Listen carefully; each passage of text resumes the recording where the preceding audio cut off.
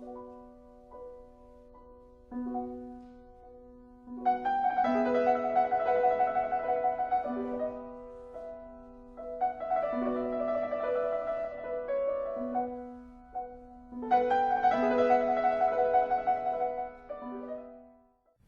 I'm Katie Cannell, and welcome to another POPCAST. This time we're on location in the Scarlet Tea Room in Pasadena, California. It's a very lovely tea house where you can have, of course, tea, little finger sandwiches, and everything else you might want to have for a nice little party. I have with me some TOKYOPOP employees. Hi, I'm Michelle Wynn. I'm the coordinating editor of the Gothic Lolita Bible. I write articles and assemble photographs and just do a lot of things for the magazine. And I'm Jenna Winterberg. I'm the senior editor for the Gothic and Lolita Bible and the senior editor for our light novels at TOKYOPOP. I do all of the finishing touches on the Bible and help Michelle with the basic putting together of it as well. So, as you can see, we're obviously here in full Gothic Lolita attire to talk about the release of the Gothic and Lolita Bible with an exclusive interview with these lovely editors. The first question we have for them is, what is Gothic and Lolita fashion? Basically, Gothic, you could say Lolita fashion is based on the silhouette, kind of this, bell-shaped curve you get with a petticoat and having a large dress.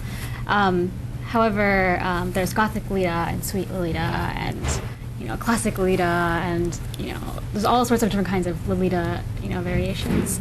I guess the beginnings of Gothic Lolita, mid-90s, I'd say, with the advent of, there's two sides to it. And on the one hand, there's the advent of visual kei music, and they started incorporating Gothic Lolita into their fashion on stage during live performances, and so their fans started to pick up trends from that, and it was very much a street fashion. And then by the late 1990s, around 2000, there were brands starting to be established. Some of the earliest brands were actually outfits that they made their outfits based off of Little House on the Prairie, which is a little known fact. So brands like Milk and House, so they made these kind of really the longer skirts, not so much the bell-shaped curve, but that's just got shorter and kind of with visual kei kind of got more mixed with punk and the street fashion scene, and now it's kind of evolved into what we have today.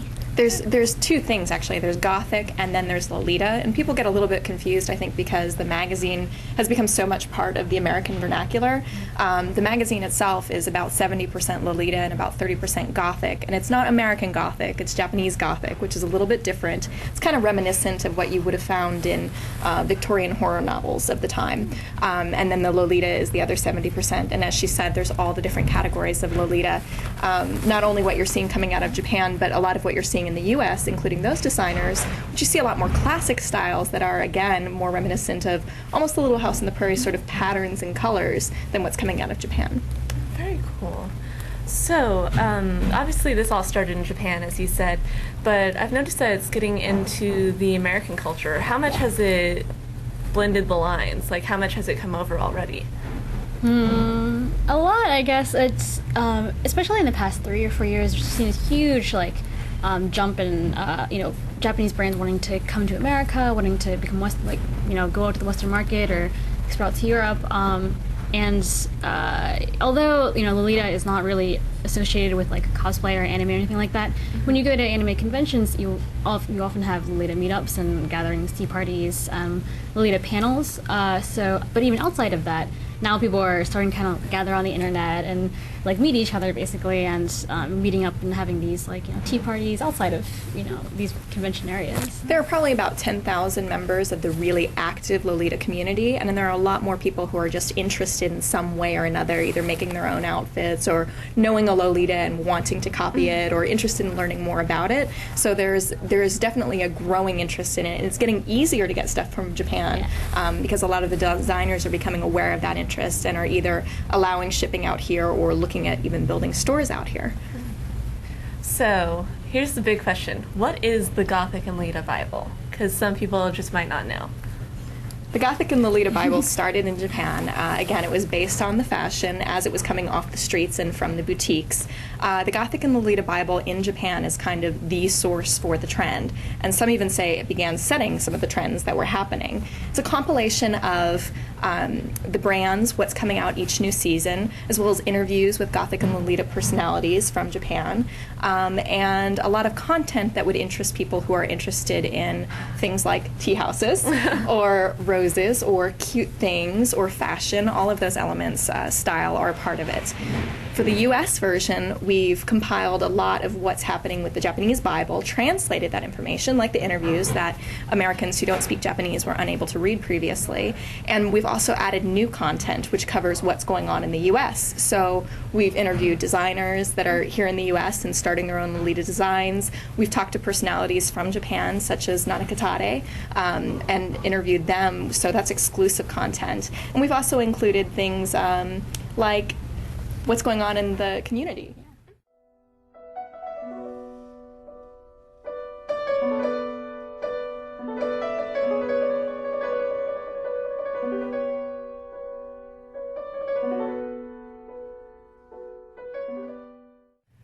What if I know nothing about Lolita fashion or the Bible at all? Will this first issue, be any good for me? The first issue that's coming out in February is really distinct from issues that will be coming out after that. The first issue explains what the fashion is, where it came from, a little bit about the history, and really allows even beginners or people who don't know a lot about the fashion to be able to delve into it, to recognize the differences between the brands, and to learn a little bit about where Lolita is coming from, what it's about, and how people feel about it. In volumes after the first volume, which is February 2008, we'll be coming out with the magazine quarterly, so it'll be every 4 months. 3 months? Every 3 months to learn what quarterly means. Yeah. And from there on out, we're going to keep the content assuming that base knowledge. So it'll be more about what's happening, trend setting, the new designs that are coming out from the fashion houses, that sort of information.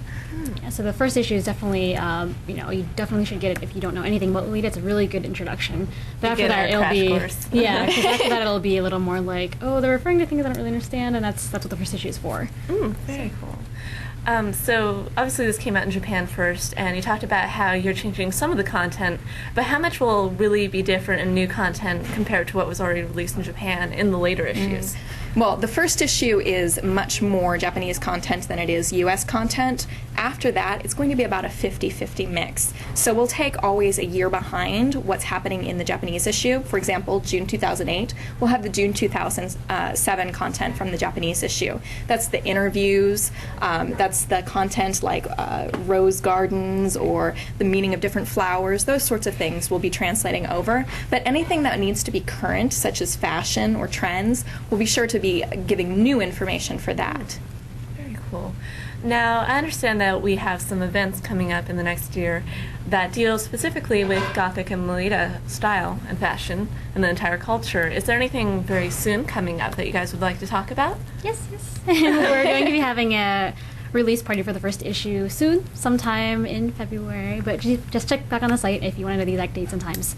And also, we are going to be going to New York Comic-Con in April. And we're planning a really, really large event, so, can't really talk too much about it. Keep your eyes on the website for the details. Yeah, it's going to be a very Lolita-centered event. So. Okay, well, I think that about wraps me up for my questions. Do you guys have anything you'd like to add to the fans, or maybe people trying to get into the fashion? I think first of all, everybody's asking when the first volume is going to be out. The official street date is February 18th. Different stores have different distribution times, so you may not find it in your store right away, and some stores may not want to carry it. So be sure that you're pre-ordering it or making sure that they know that you want to buy it so they order it into your store. And then the other question that we're getting a lot is when are issues coming out after that? So it's going to be quarterly. You'll find them in June, September, December. And then as for what to tell the fans, I think I'll leave that to Michelle. Also about finding the Bible, though. You really should just go to a salesperson and ask them where it is, because they're shelving it in I think the art books with the fashion.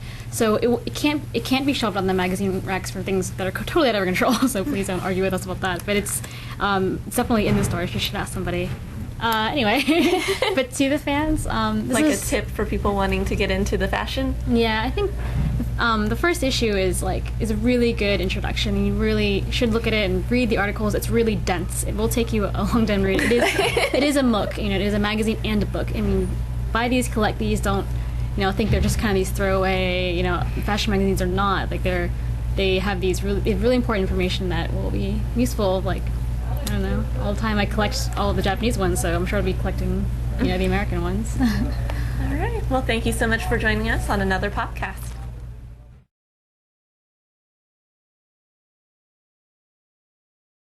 Let's say I know absolutely nothing about the fashion. How much is this Gothic and Lolita Bible going to, Oh, I lost my word. We'll totally segue. We're done. Awkward. Should we redo any of that to maybe cut in there? Because the last part was weird. she was a little talky at the beginning. She went a little yeah, talky. and that last part was weird like yeah. that. I was like, Okay.